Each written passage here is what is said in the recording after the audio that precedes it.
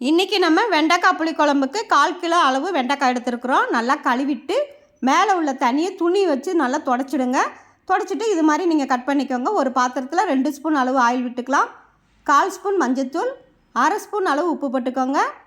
1/2 spoon அளவு Kashmiri chilli powder போட்டுக்கோங்க. நல்ல கலராக இருக்கும். கலந்த பிறகு வெண்டைக்காயை போட்டு கரண்டி போட்டு நீங்கள் கிண்டக்கூடாது. குலுக்கி விட்டு நல்லா வதக்கிக்கணும். லோ ஃப்ளேம்லேயே வதக்கிக்கோங்க. அப்போ தான் கலர் மாறாமல் இருக்கும். நமக்கு அந்த ஆயிலோட கலர் மாறக்கூடாது. ரெட்டாக இருந்தால் தான் குழம்பும் நல்லா ரெட்டாக இருக்கும்.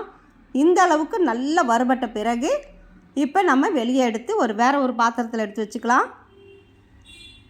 வேறு ஒரு பாத்திரத்தில் எடுத்து வச்சுட்டு அதே பாத்திரத்துலையே நம்ம ஒரு 25 கிராம் அளவு வெங்காயம் போட்டுக்கோங்க. 25 கிராம் அளவு தேங்காய் போட்டுக்கோங்க.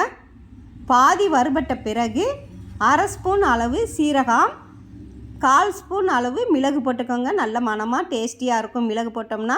இப்போ நல்லா வறுபட்ட பிறகு 25 கிராம் தக்காளி ஒன்று போட்டுக்கோங்க. புளி பழைய புளி கொஞ்சம், புது புளி கொஞ்சம், இது ஒரு 15 கிராம் அளவு இருக்கும். இப்போ திரும்பவும் நல்லா வறுபட்ட பிறகு 2 ஸ்பூன் அளவு மல்லிப்பொடி போட்டுக்கோங்க. 1/2 ஸ்பூன் அளவு காஷ்மீரி சில்லி பவுடர் போட்டுக்கோங்க. உரப்பு இருக்காது, குழம்பு நல்ல கலராக இருக்கும். அதுக்காகத்தான். திரும்பவும் 1 நிமிடத்துக்கு நல்லா வதங்கின பிறகு நீங்கள் ஆற வச்சுக்கோங்க.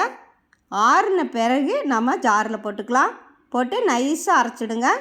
இப்போ அதே பாத்திரத்தில் நம்ம திரும்பவும் 2 ஸ்பூன் ஆயில் விட்டு தாளிக்கிறதுக்கு 1/2 ஸ்பூன் கடுகு, 1/4 ஸ்பூன் வெந்தயம் போட்டுக்கோங்க. பொரிஞ்ச பிறகு ஒரு பூண்டை உரித்து நேராக கட் பண்ணிக்கோங்க. குழம்பு ரொம்ப டேஸ்டியாக இருக்கும். 3 பச்சை மிளகாய், 100 கிராம் வெங்காயம் போட்டுக்கோங்க. 2 கொத்து கருவேப்பிலையும் போட்டுக்கலாம்.